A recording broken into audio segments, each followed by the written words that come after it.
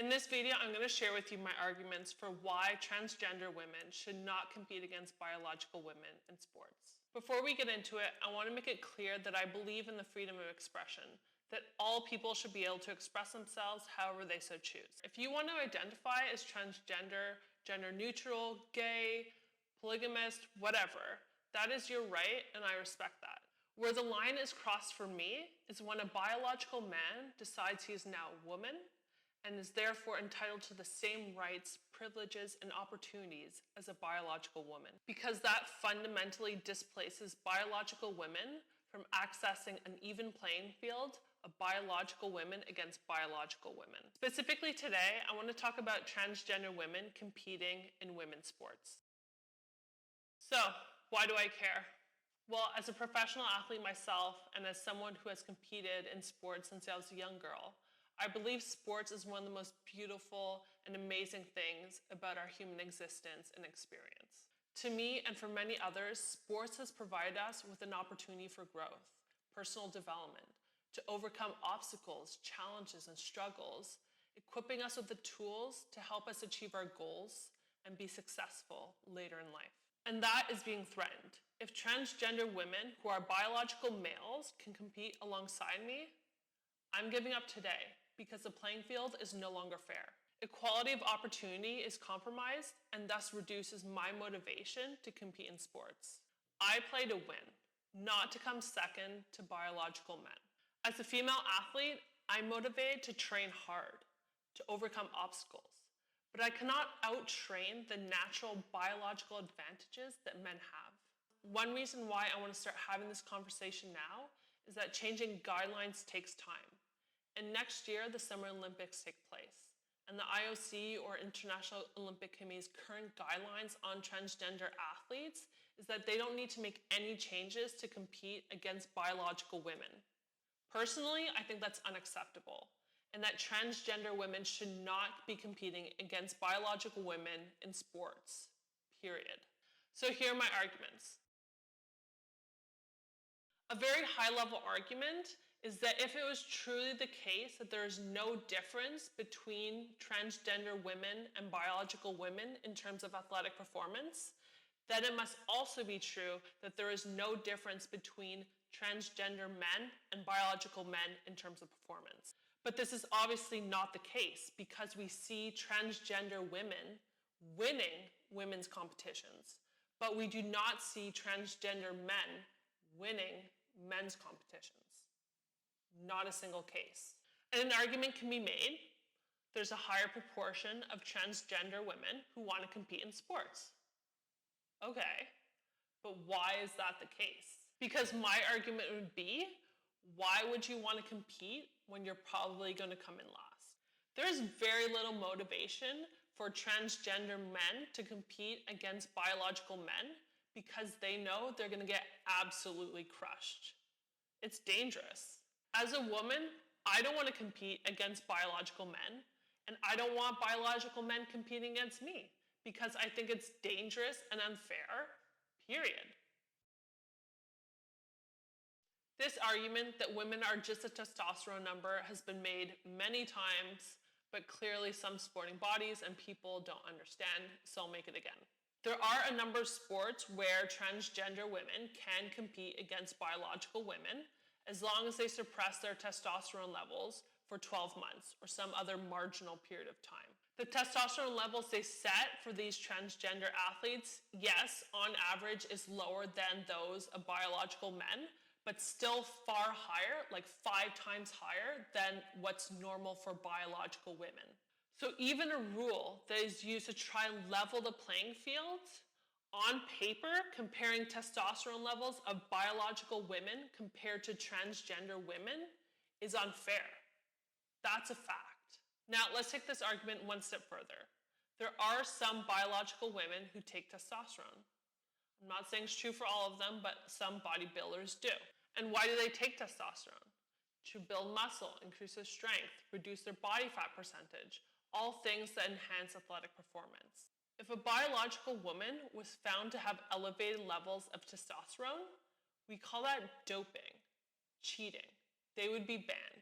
But for transgender women to have elevated levels of testosterone, that's somehow fair? If you're saying you're a woman, then you should abide by the same rules as a biological woman.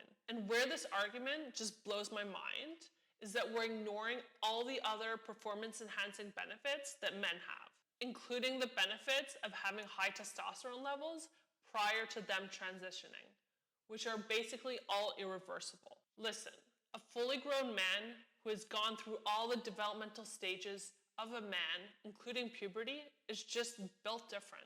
Men have a higher proportion of fast-twitch muscle fibers, more muscle mass, strength and power, lower body fat percentages, larger bone structures and bone density, greater cardiac and respiratory function.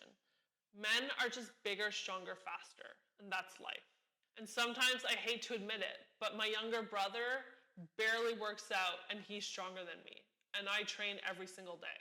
The point of this argument is that a fully grown man who's acquired all the performance-enhancing benefits of being a man then decides he is now a woman, takes testosterone suppressants for a very negligible period of time, then starts competing against biological women with the belief that it is fair and an equal playing field? No. And to be honest, it's incredibly degrading and disrespectful to all the women athletes, many of whom have worked their entire lives incredibly hard to earn their place in their sport. Next argument. There's a new ruling by World Aquatics, which is the International Federation for Competitive Water Sports, where their new inclusion policy states that biological men can compete against biological women only if they have not experienced any form of male puberty beyond 10 or stage 2. The argument against this new rule is that even before puberty, there are differences in an athletic gap between boys and girls. This has been studied in preschool children, where boys have a better throwing velocity, throwing distance, and throwing accuracy compared to girls. Boys also have broader shoulders, longer forearms, and differences in the brain area associated with integrating motion detection, such as blocking something or throwing something. So even at a young age, boys have a fundamental athletic advantage over girls. Thus, the idea that as long as you circumvent puberty, all is fair and equal is just not true. The argument here is that biological men will always have an advantage over biological women, because the reality is some of these advantages are programmed into the DNA of biological men. So no matter what hormonal or anatomical changes a transgender woman makes, they will always have the athletic advantage of having a man's DNA, and that's undeniable. Every month, biological women have a menstrual cycle, with symptoms I'm sure many of us are aware of, including mood swings, bloating, cramping, and fatigue. In my case, I can definitely say my menstrual cycle has had a significant impact on my athletic performance. I lost my period for a number of years. When it came back, it was erratic, I had very heavy bleeding, and it was very painful. I found myself fatigued with very low energy levels, and I was diagnosed with iron deficiency anemia. It affected my training, my mental health, and my desire to train and compete. I was very hesitant, but I started using an IUD birth control to try and alleviate some of these symptoms. After 3 years, yes, some of the pain and bleeding was reduced, but I also started to experience new symptoms. And so in the end, I recently had it removed. It's an ongoing struggle for me, and I know of many women athletes with similar experiences. An opposing point I've heard to this argument is that if women just take birth control, we won't have periods, solving the period problem, leading to transgender women having no advantage. This opposing point infuriates me because it suggests that the burden is on women to subject themselves to hormonal intervention to accommodate men. Furthermore, although birth control has been helpful for many women, it is not symptom-free and can cause a lot of problems. Not to mention, not all birth control is the same, and finding the right one can take months, if not years. To conclude this point, a woman's menstrual cycle can significantly impact their ability to train and perform at their best. And although some birth control methods can alleviate certain symptoms, it's not foolproof and can come with many side effects. Furthermore, it should not be the woman's responsibility to make changes to her body and biology to accommodate transgender women in efforts of fairness and equality. This last argument is not often mentioned because it's not comparing the competitive advantages of a transgender woman versus a biological woman, but rather differences in the biological considerations of being a woman athlete versus a transgender woman athlete. The biggest one, in my opinion, and the one I want to focus on, is women's desires to have children and start a family. Now, I'm not saying this is the case for all women, but there comes a time in many women's lives when they need to make the difficult decision between continuing their professional careers and starting a family. This is especially true for women athletes because it becomes dangerous for them to continue training at the same level and competing while pregnant.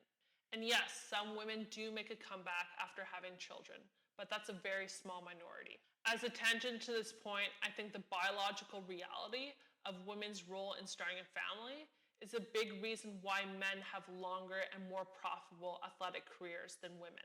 The fact is, the tail end of most athletes' careers is when they make the most money. For example, the Forbes list of the 10 highest paid athletes 2023, all are men, most at the end of their careers with children.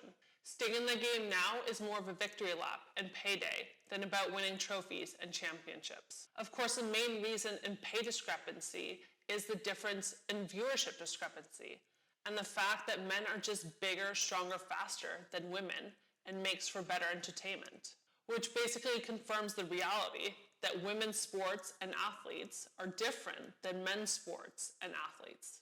The point of this argument is that biological women athletes face a very difficult decision, often at the peak of their professional careers, to either continue pursuing their athletic dream or start a family and retire.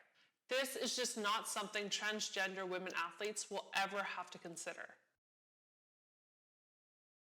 What has taken biological women decades, if not centuries, to find a place for themselves in competitive sports is now being threatened in a matter of months. Just to take a step back for a second, the first Olympics of the modern era took place in 1896 and were not open to women. And even once women were given the opportunity to compete, it was only in a few select sports, due to concerns over women's strength and stamina in more physically strenuous sports. At the time, the founder of the International Olympic Committee described women's sports as impractical, uninteresting, unaesthetic, and we are not afraid to add, incorrect. Maybe the trans community feels the same way now about not feeling accepted, and I can understand that. However, the pursuit of trying to accommodate trans athletes in sports cannot be made at the expense of women's advancements, hard work, opportunities, and place in sports. Currently, Alpine Canada does not have clear guidelines or rules about trans athletes in sports. As a Canadian alpine ski racer, I've not been in a position where I've had to compete against a transgender athlete. But I want to advocate that biological women should only ever compete against biological women. I know I'm not the only one that feels this way. Many biological women athletes feel silenced, like they can't talk due to the politics of their sport, fear of being dropped by donors and sponsors, being sanctioned by their sporting organizing body, or being threatened on social media. Women athletes should not be silenced. Sports is our love, our passion, our dream, and nobody should be able to take that away from us. It will be a sad day when all the top women athletes are biological men.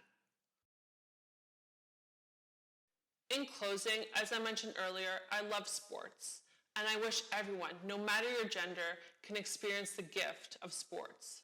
But it has to be fair and equal. I am not saying transgender athletes cannot play sports, but maybe we need another category, like an open category, which I know has been discussed and definitely something I think is worth exploring. But the reason I am making this video and will continue to make these videos is because I want to preserve fair, equal, and just competition in women's sports and support every girl with the ambition to play sports and keep the dream alive. Because I know it's the right thing to do, and because I know I have science on my side, and I hope you are on my side and will join me in this fight. Please like, subscribe, and click the notification bell so you never miss any of my future videos. And please comment below to let me know what you think. I'll see you in the next one. Thanks for watching. Peace.